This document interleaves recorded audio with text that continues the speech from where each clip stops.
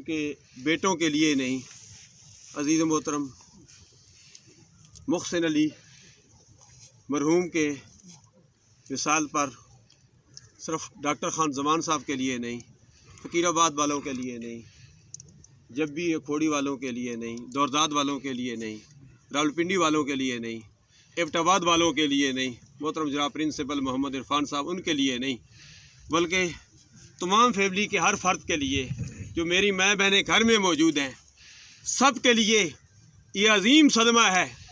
आज मामू अली मोहम्मद एडवोकेट दाम बरकातुहुल आलिया के लिए बहुत अजीम सदमा है कि अल्लाह तबारक व तआला ने इनका अजीम बेटा जवानी की हालत में अल्लाह तबारक व तआला ने अपने पास बुला लिया।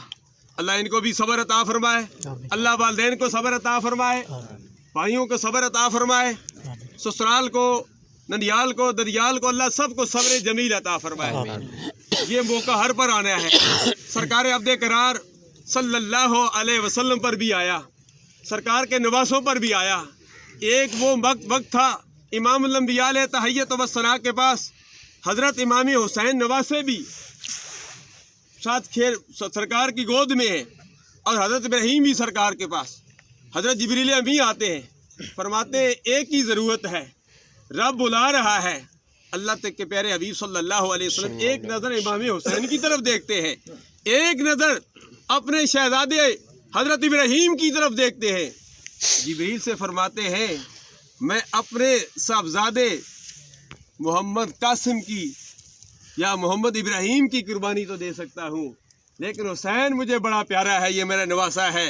फरमाया मेरे इब्राहीम को ले जाओ।